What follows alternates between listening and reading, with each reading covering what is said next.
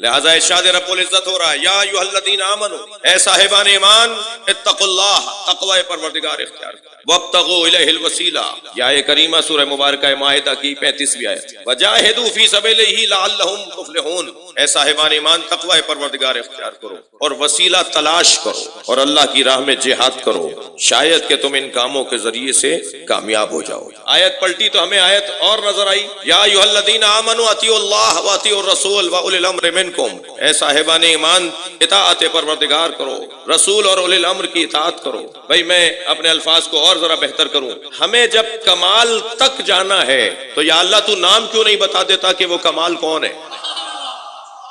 ہم نے قرآن مجید میں صاحبان کمال کو ڈھونڈنا شروع کیا تو ہمیں ایک آیت کی زیارت ہوئی جس میں نظر آیا اے صاحبان ایمان تقوی پروردگار اختیار کرو اور وسیلے کو تلاش کرو۔ یعنی اللہ ہمیں حکم دے رہا ہے کہ کوئی ایسا گھرانہ، کوئی ایسی ہستی ہے جو تمہیں مجھ تک پہنچائے گی، جس میں یہ قابلیت ہے کہ وہ تمہیں مجھ تک پہنچائے، تو ہمیں وسیلہ تلاش کرنے کا حکم دیا گیا۔ ہم نے کہا نہیں اور تشفی چاہیے، اور تسلی چاہیے کہ یہ وسیلہ کون ہے۔ ہم نے صفحہ پلٹا تو ہمیں آیت نظر آئی اطیعوا اللہ واطیعوا الرسول واولی الامر منکم، اے صاحبان ایمان اطاعت پروردگار کرو اور رسول اور اولی الامر کی اطاعت کرو۔ اب آہستہ آہستہ میں سمجھ میں آ رہا ہے کہ جسے وسیلہ کہا گیا ہے اسی کو اولی الامر کہا گیا ہے، مگر ابھی بھی تشفی نہیں ہو پا رہی، اس لیے کہ اور کھل کر ہم سے بات ہو، اس لیے کہ طبقہ، معاشرے کے طبقات سب ایک جیسے نہیں ہوتے، بعض لوگوں کو بہت سامنے کی چیز سمجھ میں نہیں آتی اور بعض لوگوں کو اشارے سمجھ میں آ جاتے ہیں۔ تو اللہ تو ہادی ہے، وہ اشاروں میں بھی بات کرے گا اور صراحت سے بھی بات کرے گا، لہٰذا ابھی اشاروں میں بات ہو رہی ہے کہ وسیلہ تلاش کرو، پھر کہا کہ اولی الامر کی اطاعت کرو، پھر ہم نے قرآن کا صفحہ پلٹا تو ہمیں آیت نظر آئی یہی سورہ مبارکہ توبہ کی 119ویں آیت، یا ایھا الذین آمنوا اتقوا اللہ وکونوا مع الصادقین، اے صاحبان ایمان تقوی پروردگار اختیار کرو اور سچوں کے ساتھ ہو جاؤ۔ اب آہستہ آہستہ بات سمجھ میں آ رہی ہے کہ کوئی گھرانہ ہے جو سچا ہے، اولی الامر وہی ہے کہ جن کی اطاعت کرنی ہے، یہ وہی لوگ ہیں جنہیں وسیلہ کہا گیا ہے۔ پھر ہم نے اور صفحہ پلٹا تو ہمیں آیت نظر آئی فاسألوا اہل الذکر ان کنتم لا تعلمون، اگر تم جانتے نہیں ہو تو اہل ذکر سے پوچھو۔ اب ہم نے اہل ذکر ان کا نام سمجھا، کبھی صادق کہا، کبھی اولی الامر کہا، کبھی وسیلہ کہا، کبھی اہل ذکر کہا، یا اللہ صراحت کے ساتھ کیوں نہیں کہہ دیتا؟ تو آواز آئی انما یرید اللہ لیذھب عنکم الرجس اہل البیت، صلوات پڑھے محمد و آل محمد۔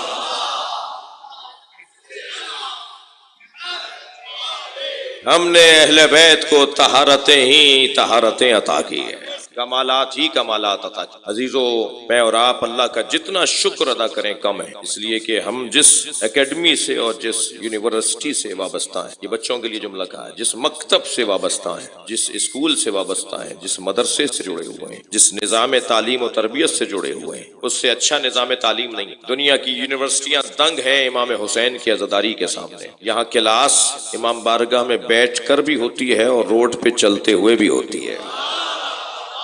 یہ جب جلوس لے کر حسین کا طالب، کربلا کا طالب جب جلوس لے کر چلتا ہے تو اس وقت تک اس کی کلاس چلتی رہتی ہے جب تک کہ جلوس اپنی منزل پہ نہ پہنچ جائے۔ اور عجیب کلاس ہے کہ یہاں سے غیر حاضری کرنے کو کوئی تیار ہی نہیں ہے، بچوں کو پکڑ پکڑ کے بہلا بسلا کے اسکول پہنچایا جاتا ہے۔ یہاں امام حسین کے اسکول کا عالم یہ ہے کہ سارے کام چھوڑ کر فرش عزا پر بیٹھے ہوئے ہیں، اور عجیب رنگ نہیں ہے کہ یہ چھوٹا سا بچہ بھی ہے جو اس کلاس میں بیٹھا ہوا ہے، وہ بزرگ بھی ہیں، وہ بزرگ بھی ہیں، وہ ڈاکٹر بھی ہے، وہ انجینئر بھی ہے، وہ ککڑی بیچنے والا بھی ہے، وہ ٹماٹر کا ٹھیلا لگانے والا بھی ہے، وہ فیکٹری کا مالک بھی ہے، وہ معاشرے کا پولیٹیشن بھی ہے، وہ معاشرے کا سیاستدان بھی ہے، وہ عالم دین بھی ہے، وہ علامہ بھی ہے، وہ مجتہد بھی ہے۔ سب اس فرش کے اوپر جب آ کے بیٹھتے ہیں تو ایک ہی نیت سے آ کے بیٹھتے ہیں، ان میں کوئی فرق نہیں ہوتا۔ بعض اوقات تو میرا ڈرائیور مجھے کھوا مارتا ہوا، کوہنی مارتا ہوا میرے آگے آ کے بیٹھ جاتا ہے، وہ یہ بھی نہیں دیکھتا کہ میں نے کوہنی کس کو مار دی۔ اور جب مجھے کوہنی لگ رہی ہوتی ہے اور میں دیکھتا ہوں یہ میرا ڈرائیور ہے، یہ میرا خانسامہ ہے، یہ میرے مثال کے طور پہ گھر میں صفائی کرتا ہے، مجھے کوہنی مار کے آگے آ کے بیٹھ گیا، تو میرے ذہن میں بھی ایک بال برابر بھی خیال نہیں آتا کہ اس نے مجھے کوہنی کیوں مار دی، اس لیے کہ یہ میرا گھر نہیں ہے، یہ میری فیکٹری نہیں ہے، یہاں یہ میرا نوکر نہیں ہے، یہاں یہ میرا خادم نہیں ہے، یہ مجھ سے تنخواہ یہاں کی نہیں لیتا، بلکہ فوراً میرے ذہن میں خیال آتا ہے یہ حسین کی بارگاہ ہے، یہاں سب فقیر ہیں، یہاں امام حسین کے سب طالب ہیں، یہاں سب امام کے چاہنے والے ہیں. عجیب انداز ہے، عجیب عقیدتیں ہیں، عجیب عنوان ہیں، عجیب نیتیں ہیں. عزیزان گرامی ذرا محسوس کریں، یہاں آنے کے لیے نہیں دیکھا جا رہا کہ کلاس کے اندر چھوٹا بچہ نہیں آئے گا اس لیے کہ بڑوں کی کلاس ہو رہی ہے. اس میں یہ نہیں پوچھا جائے گا کہ یہاں کیونکہ بچوں کی کلاس ہو رہی ہے تو بڑے نہیں آئیں گے. یہ وہ کلاس ہی نہیں ہے جو کلاس ہماری یونیورسٹیوں میں بنائی جاتی ہے. اس کا انداز ہی کچھ اور ہے. یہاں آنے کے لیے صرف ایک شرط چاہیے، یہاں داخلے کے لیے صرف ایک شناخت چاہیے، اور وہ ہے حب حسین. جس کے دل میں محبت حسین ہے وہ یہاں داخلہ لے سکتا ہے. اور عزیزان گرامی ذرا محسوس کریں کہ یہاں آنے کے لیے یہ شرط بھی نہیں ہے کہ تم مسلم ہو یا غیر مسلم.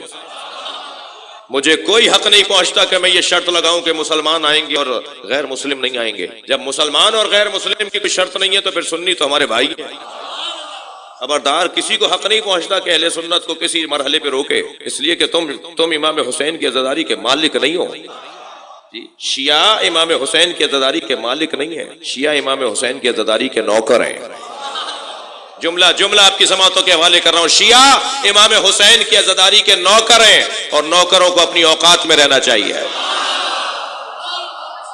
مالک کے مہمانوں کا خیال کرنا چاہیے. صلوات پڑھیں گے محمد و آل محمد پر.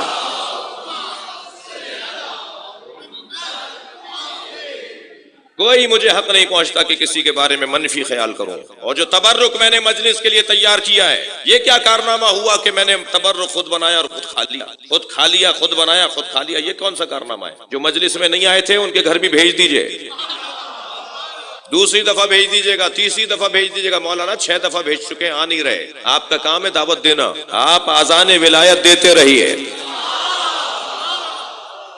خود اس مصلح محبت پہ لوگ آتے چلے جائیں گے. غور فرمائیں، آپ کا کام اسے بھیجیے، اسے تبرک بھیجیے جو پڑوس میں مجلس میں نہیں آیا. یہ 2 4 5 میں نے تو 6 مرتبہ کہہ دیا، مجھے یقین ہے کہ تیسری مرتبہ سے زیادہ بات نہیں بڑھے گی. یہ ضرور امام حسین کو سننے کے لیے آئے گا. بھائی اتنی سی ٹیبلٹ میرے سر کا درد دور کر دیتی ہے، حسین کی نیاز اثر نہیں کرے گی؟ امام حسین کا شربت، ان کے نام پہ لگائی جانے والی سبیل اثر نہیں کرے گی؟ میرے حلق سے اگر پانی بھی اترتا ہے تو وہ اثر کرتا ہے. عام پانی جس پہ کوئی نیت نہیں ہے، جس پہ کوئی دعا نہیں ہے، جس کی کوئی نسبت ہی نہیں ہے، بغیر نسبت والی غذا بھی اثر کرتی ہے. میرے پاس وقت تنگ ہو رہا ہے، اس پانی سے جب میں بات کرتا ہوں یہ سنتا ہے، میں ابھی جو بول رہا ہوں یہ پانی سن رہا ہے، اور جتنی اچھی باتیں سنے گا اتنی طاقت اس میں بڑھے گی.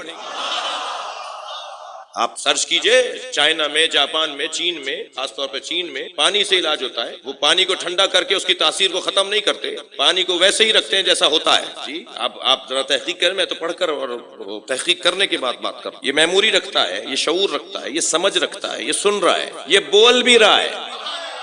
اب یہ انسان کی پرانی کمزوری ہے کہ اپنا عیب کسی اور پہ ڈالتا ہے. میں اگر اس کے بولی نہیں سن رہا تو بہرا تو میں ہوں. میں اسے کیوں کہہ رہا ہوں کہ یہ بولتا نہیں ہے؟